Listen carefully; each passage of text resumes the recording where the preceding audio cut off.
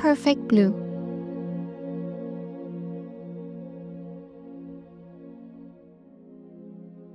At first glance, it looks like a simple story. A pop idol leaving behind her glitter stage for the world of acting. But this isn't just a tale of career change. Beneath its surface lies a maze of fractured identity, blurred lines between reality and fantasy, and a chilling dive into the human mind. Welcome to the mind of Satoshi, where nothing as it seems.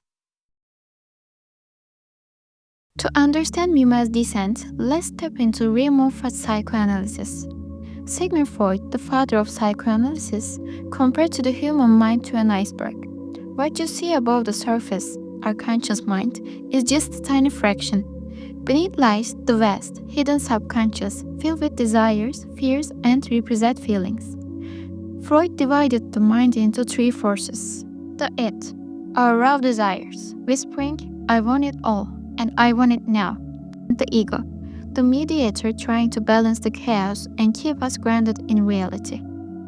The superego, the moral compass shaped by societal norms, reminding us that's not right, don't do it. Mima's journey is the perfect stage for this battle. Her it desire for freedom and success, pushing her into uncomfortable roles to achieve her goals.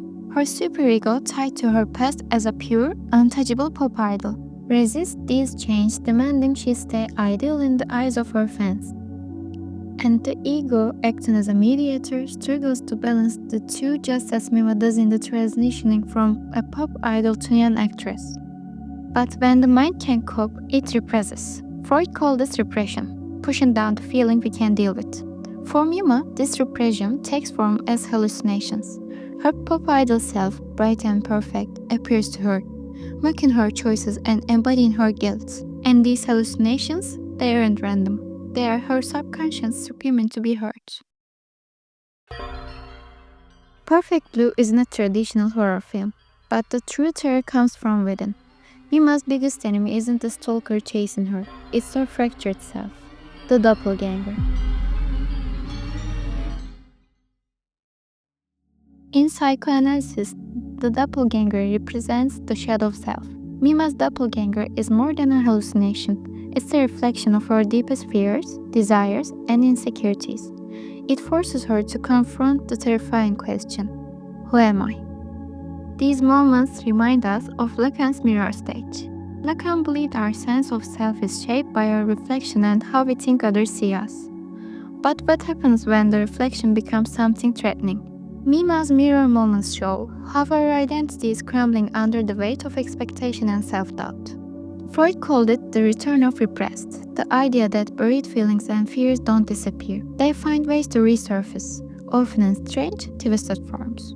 For Mima, this return is brutal. Her paranoia, hallucinations, and confusion blur the line between reality and nightmare. Her mind becomes a battleground, and every moment feels like a descent further into chaos. From the outside, it's the story of a pop idol navigating her transition to acting. But beneath the surface, Perfect Blue asks us, when your reality breaks apart, what remains of your sense of self?